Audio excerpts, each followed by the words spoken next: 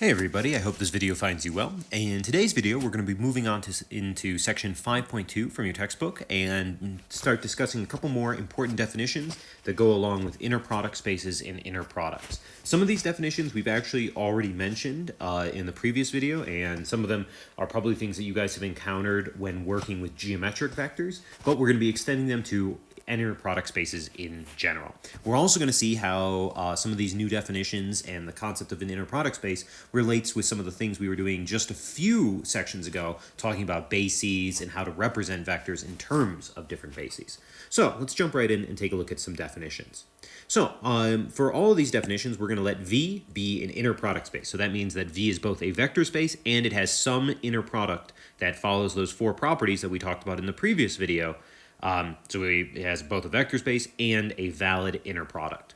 So the first definition, which is one that we hinted at in the previous video, is that two vectors, V and U, are said to be orthogonal if the inner product of V and U is equal to 0. A little bit of notation for this, right?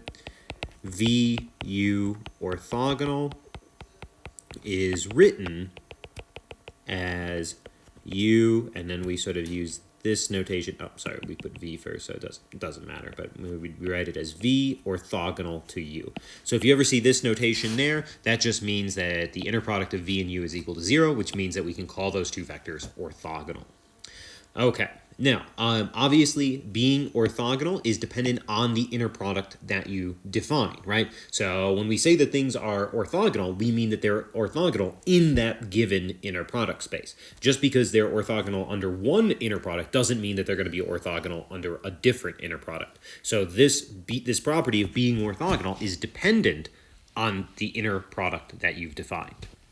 All right, as sort of a follow-up definition, a set of non-zero vectors, v1, v2 through vn, is said to be an orthogonal set if every pair of distinct vectors is orthogonal.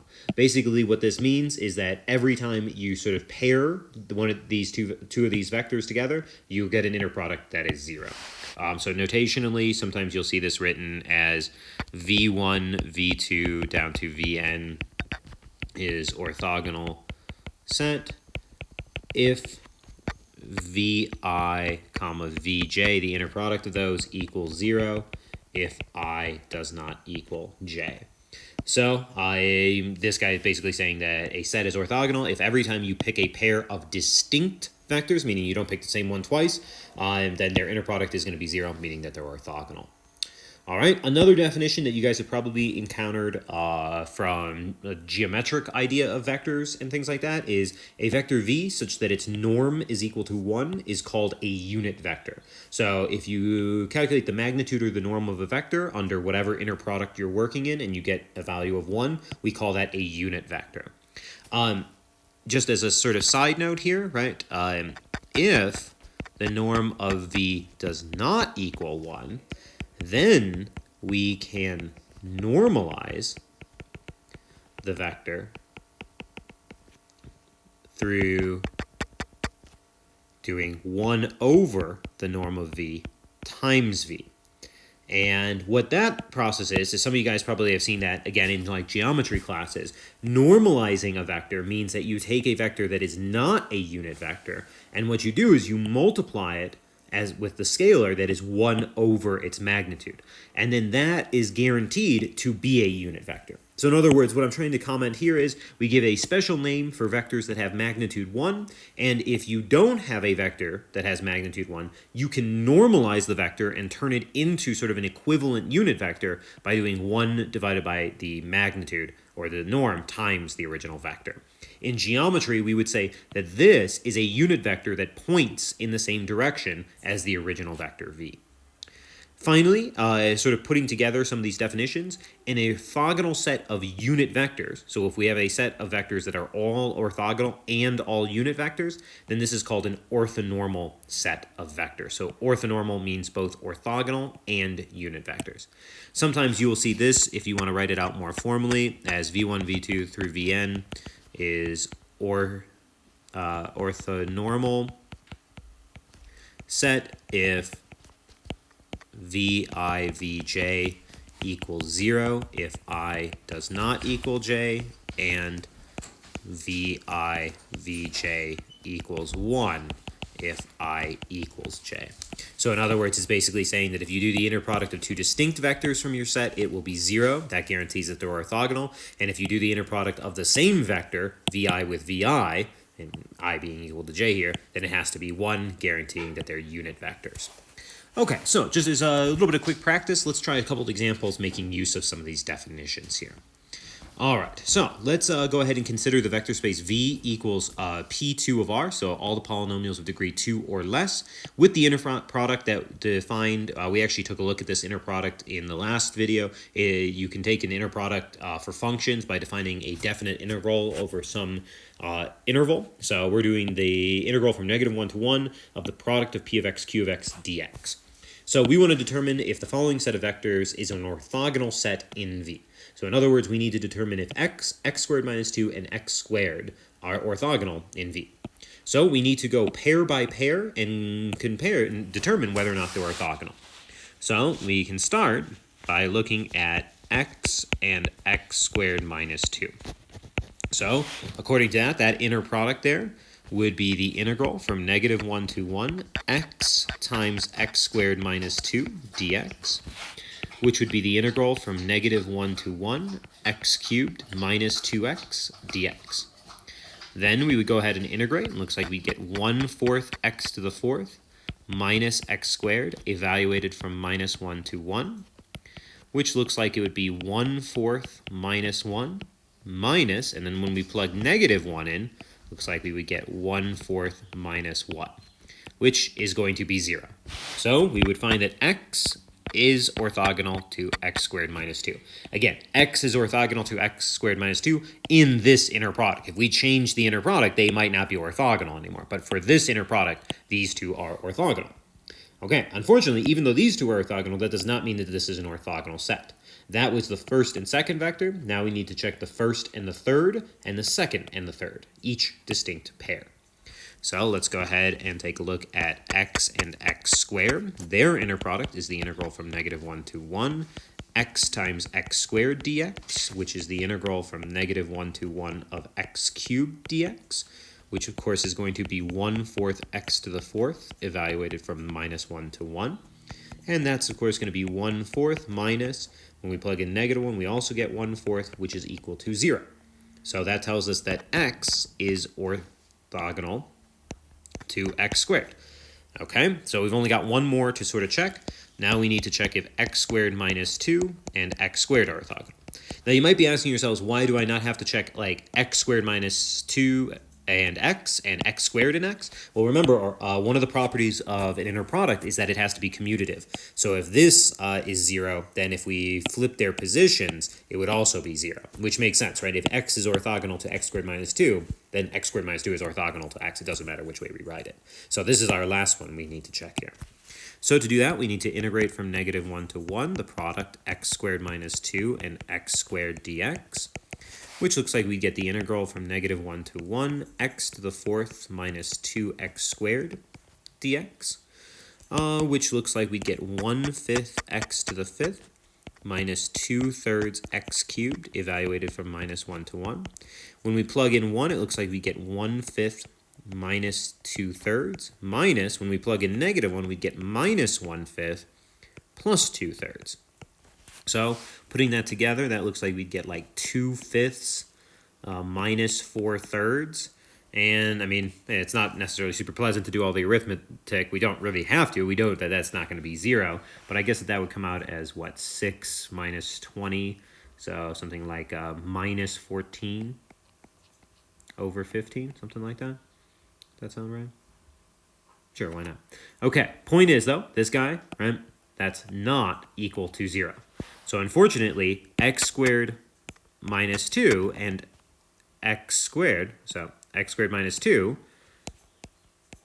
is not orthogonal to x squared.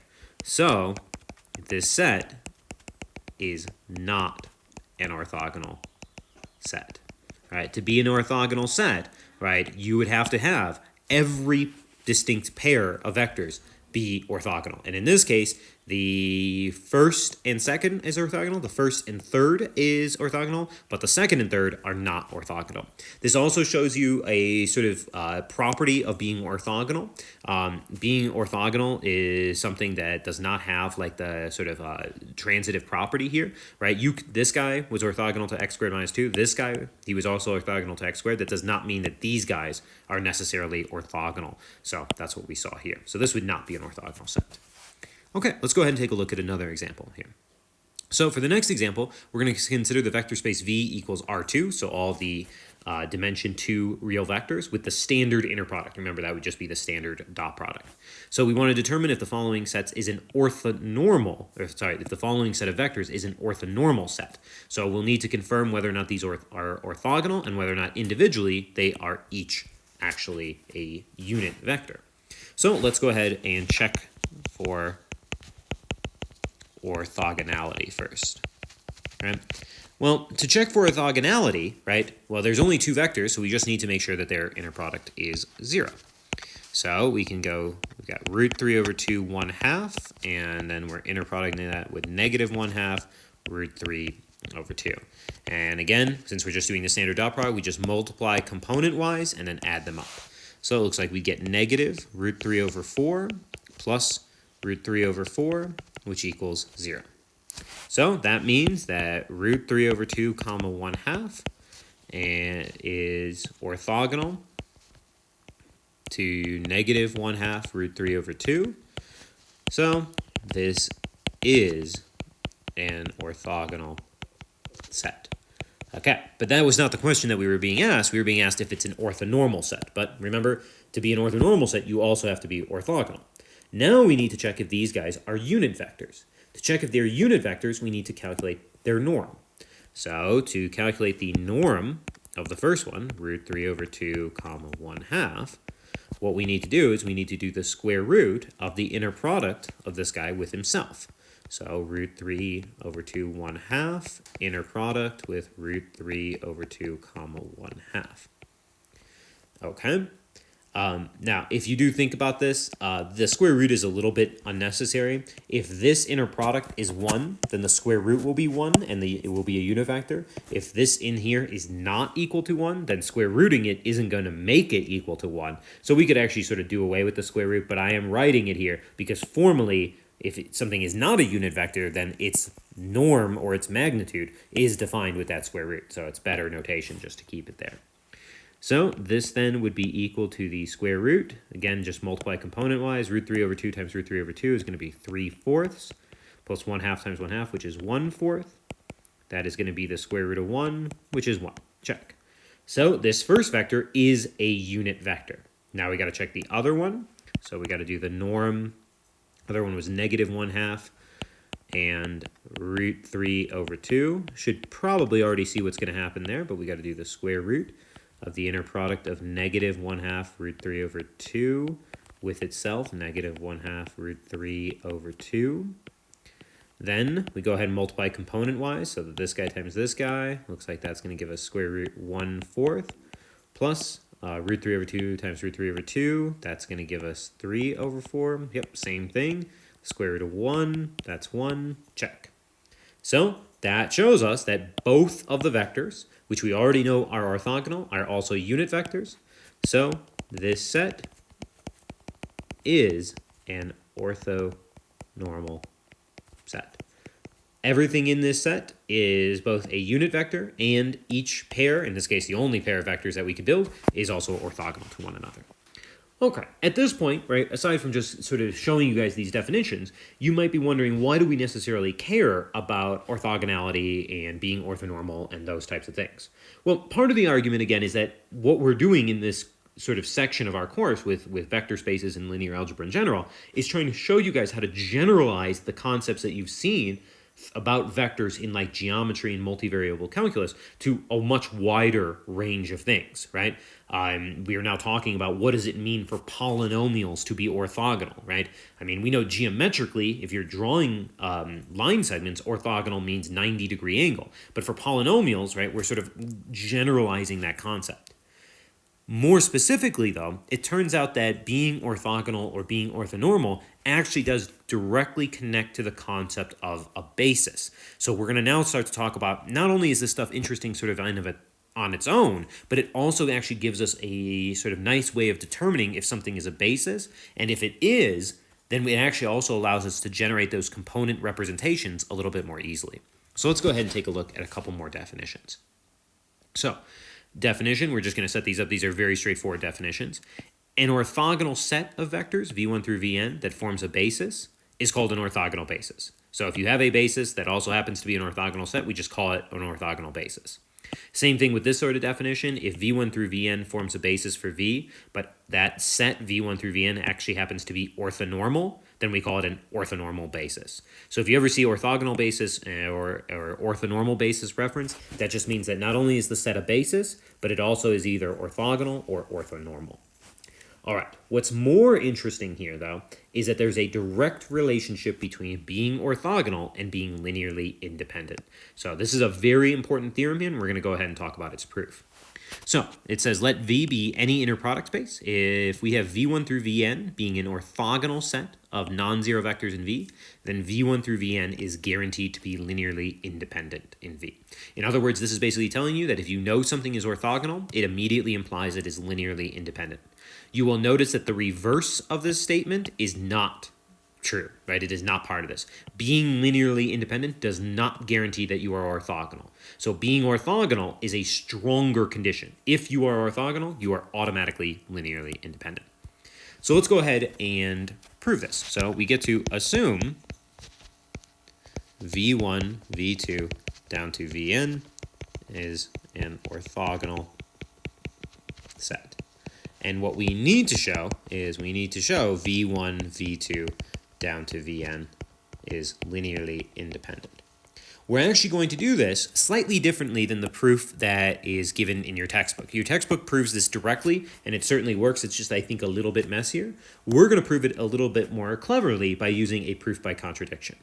What we're going to do is we're going to assume V1, V2 through Vn is actually linearly dependent.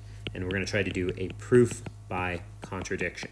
In other words, we're going to assume that V1 through Vn is linearly dependent. We'll do some logic right down here, and then we'll come to a contradiction. And that means our assumption that it's linearly dependent is incorrect, which will mean that it actually is linearly independent. All right, so what does it mean for a set to be linearly dependent? Well, that means that at least one of these vectors is a linear combination of the others. So what we can do is we can say without loss of generality, assume V1 is a linear combination of V2 through Vn. The reason I can say without loss of generality is I can always just reorder these vectors and just put whichever one is a linear combination of the other ones. Put whichever one is a linear combination of the other ones as the first one, right? Maybe when I initially have them written out, maybe like the seventh one in here happens to be the one that's a linear combination. But I could always just pop that guy in the front, so we can assume without loss of generality that V1, the first vector, is actually a linear combination of the others. So what that means, of course, is that V1 is equal to like C2V2 plus plus CNVN. Okay. Now, remember, though, that this V1 through Vn set, right, is a set of non-zero vectors. So not only do I know that V1 can be written as a linear combination of V2 through Vn, I also know that these constants can't all be zero, because if all the constants were zero, V1 would be the zero vector, which would not work with saying it's a non-zero set. So without loss of generality again, we can assume C2 is not equal to 0. So in other words, we can basically put the one that, whichever one, we know that there has to be at least one that has a constant that's non-zero, we can make it this first one here. Again, we could just rearrange the order of the vectors. Okay, so now what I want to do is I'm going to do the inner product. Now, consider the inner product. We don't have to say the. Now let's consider the inner product of V1 and V2. Okay. Well, this would be the inner product of C2V2 plus dot dot dot CNVN comma V2. Because by what we just said, V1 can be written like this. Now, when we talked about the properties of inner products, we said you can split apart a sum, right, as long as you have the same thing that you're inner producting it with. So this can be written as C2V2 comma V2 plus dot dot dot plus the inner product of CNVN comma V2. And we also said you could factor constants out. So this would be C2 V2 comma V2 plus dot dot dot plus Cn Vn comma V2. Okay, but if you think about this, all this stuff down here is going to be an inner product of something, of some vector with V2. But we know, by assumption, that we have an orthogonal set. So that means all of these guys down here, because we have an orthogonal set, all these inner products are going to be 0. So this is just going to be C2 V2 with V2. And that step right there is because V1 through Vn, orthogonal set. Okay, so what's important about this? Well, C2, we assumed, is not equal to 0. And V2 inner product with V2, remember, this also can't be 0 because the inner product of any vector with itself is always greater than 0 unless V2 happened to be the 0 vector. But we know it can't be because we said it's a non-zero set of vectors. So this has to be not equal to 0. So we just showed that the inner product of V1 and V2 is not equal to 0. But that's a contradiction because, remember, V1 through Vn is an orthogonal set of vectors. So we're supposed to, whenever we take the inner product of two distinct ones, get something that is equal to 0. So this is a contradiction. Right? What was our only assumption? Well, we assumed that V1 through Vn is linearly dependent. So, thus, V1 through Vn cannot be linearly dependent. Thus, V1 through Vn must be linearly independent. Check. So we've just proven that if you have an orthogonal set, you immediately know that it is linearly independent. Okay, notice that that also tells you a little bit more about these sort of bases concepts. If, for example, we have a set of vectors, right, that matches the dimension of our vector space, and we want to know if it forms an orthogonal basis, well, if we didn't know this theorem, we would say, well, that means we need to check if it's linearly independent, if it's spanning, and if it's orthogonal. But this, as we know, if you have a number of vectors that matches your dimension, linearly independent and being a spanning set mean the same thing. And now we know that being orthogonal implies being linearly independent, which would imply being a spanning set. So if you want to know something is an orthogonal basis, all you need to do is check if it's orthogonal. And if it's orthogonal, it'll be linearly independent. And if it's linearly independent, and of course the number of vectors matches the dimension, then it'll be a spanning set and it's guaranteed to be a basis. So let's go ahead and take a look at putting that into action with one more example. So for this example, we're going to consider the inner product space M2 of R with the inner product that we sort of discussed in the previous video that we actually proved was an inner product, the inner product of two matrices as the trace of the transpose of one matrix times the second matrix. We're going to determine if the following set forms an orthogonal basis for M2 of R. If so, we're going to try to determine if it's an orthonormal basis. So we're going to try to do two things here. First, figure out if this set is an orthogonal basis, and then try to figure out if it's an orthonormal basis. Obviously, if it's not an orthogonal one, we won't even need to bother with being orthonormal. Okay, now, first thing we should note here is we know the dimension of M2 of R is equal to 2 times 2, which is 4. And we do have 4 vectors here. So certainly this has the potential to be a basis. If the dimension of M2 of R was 5, then we'd automatically know that this would not span, and we know we wouldn't be a basis. If the dimension of M2 of R was 3, then this guy would automatically be linearly dependent and not be a basis. But this number does match the dimension, so it has the potential to be a basis. From our previous discussion, all we need to do is confirm that this is an orthogonal set. So let's go ahead and do that. So we've got some computations to do here. First, what we need to do is we need to do 1, 2, 0, 0, and we need to do the inner product with 2 minus 1, 0, 0. So to do that, we take the trace We take the transpose of the first one, which is 1, 2, 0, 0, and then we're going to need to multiply it with 2 minus 1, 0, 0. That means we're going to get the trace of, well, we're going to do our row times our column there. Looks like we're going to get 2, then our row times our column there, negative 1, our row times our column there, which is going to be 4, and then our row times our column there, which is going to be negative 2. And if you then do that, that would be 2 plus negative 2, which is going to be equal to 0. Again, in my future ones, I'm going to skip computing these two elements because, again, the trace is only the sum of the diagonals, so that's all we'll care about. Okay, so the first pair are orthogonal. Now we'll move on to the next pair, 1, 2, 0, 0, and 0, 0, 1, 1. That's going to be the trace of 1, 2, 0, 0 with 0, 0, 1, 1. That's going to be the trace of, again, we only care about the diagonal elements, so that's going to be 0, something, something, and then this times this is going to be 0. And that means that the trace is going to be 0 plus 0, which equals 0.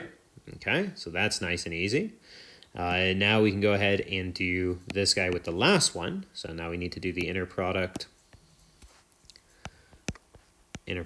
of 1, 2, 0, 0 with our last matrix, which is 0, 0, 1, minus 1. That's going to be the trace of 1, 2, 0, 0, which is the transpose, and then 0, 0, 1, minus 1. That's going to be the trace of this row times this column. That's going to be a 0, then something and something. And then this row times this column, that's going to be a 0. So that's going to be 0 plus 0, which equals 0. So far what we've shown is that this guy is orthogonal with all of those. Now we need to show this guy is orthogonal with these, and then we'll need to show this guy is orthogonal with that. Okay, so let's go ahead and move ourselves onto another piece here. So now we're working with this guy. We already know he's orthogonal to him, so we just need to do these two.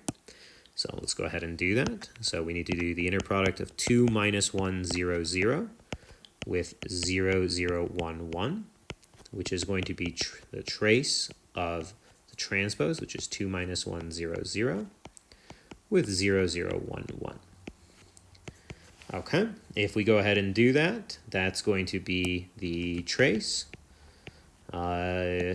First row, first column, that looks like we're going to get 0 there, then something and something, and then this times this, that's also going to be 0, and the trace of that, of course, is 0 plus 0, which is 0. Check. Okay, now we'll do this guy, 2 minus 1, 0, 0, with the next one, which is 0, 0, 1, minus 1, which is equal to the trace of 2 minus 1, 0, 0 times 0, 0, 1, minus 1, which is the trace of, again, looks like 0, something, something, and second row, second column, also going to be 0 there. And that looks like it's going to be 0 plus 0, which is equal to 0. Check. Okay. So we've now shown that the first vector is orthogonal to each of the following, and we've just shown that the second vector is also orthogonal with the last two. So now we just need to see if this guy is orthogonal to that one. It'd be a big bummer if this guy was not orthogonal to that because we did all that work, but they don't turn out to be orthogonal. So let's actually check this guy. So that's going to be that we need to do the inner product of 0, 0, 1, 1 with 0, 0, 1, minus 1. Okay, so now we're taking these two together. Okay, so that is going to be the trace of the transpose of the first one, which is going to be 0, 0, 1, 1, times the second, which is 0, 0, 1, minus 1.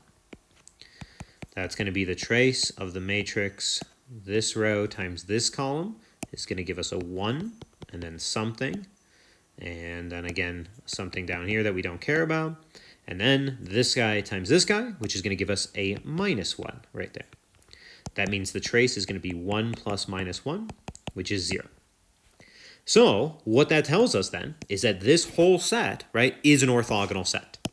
So this set is orthogonal, which implies it's linearly independent. And since the number of vectors equals the dimension of M2 of R, this implies this set is a basis, and specifically is an orthogonal basis. So this set right here is what we would call an orthogonal basis, right? Not only is it a basis for M2 of R, but each of the vectors is orthogonal from one another. Now we want to determine if it's an orthonormal basis. So we want to know, are these different matrices these different vectors all unit vectors? So we'll need one more page to take a look at that. So now we want to determine, let's go back real quick. There we go. So now we want to know, is it an orthonormal basis? Well, that means we need to check if each of these is a unit vector. So let's start with this guy. So we would need to know the norm of 1, 2, 0, 0, which of course would be the square root of the inner product of 1, 2, 0, 0 with itself 1, 2, 0, 0. All right, so let's go ahead and see what happens there. That means we're going to be doing the trace of the transpose, which in this case is 1, 2, 0, 0 times 1, 2, 0, 0, which would be equal to the square root of the trace of, looks like we're going to get a 1, and then something, and then something, and then in the last spot we'll get 4. So that right there, the trace is going to be 5, so it would be square root of 5, which is not equal to what? So this very first vector is not a unit vector. I don't even need to check the rest of them. That immediately rules out being an orthonormal basis. So no, it is not an orthonormal basis. All right. You can go through and also confirm that actually none of these guys in this case turn out to be unit vectors. This guy also has a norm of root 5, and these guys actually have norms of root 2. So unfortunately, none of them are unit vectors. In the next video, we'll talk about how to make use of orthogonal and orthonormal bases and make use of them in terms of representing other vectors as a sort of component vector relative to that basis. The last little comment, though, I'd like to make in this example is that even though this guy did not turn out to be an orthonormal basis, it would not be hard to create an orthonormal basis by normalizing each of these. If we took this first guy and divided every element by root 5, right? We multiply this guy by the scalar 1 over root 5, then this guy would become a unit vector. If we did the same process for all of these, we could find an equivalent basis that would be an orthonormal basis. And as we'll see in the next video, oftentimes we like orthonormal bases because of the fact that their magnitudes and their norms are always equal to 1. So in the next video, we'll finish up section 5.2 and talk about representing vectors in terms of orthogonal and orthonormal bases.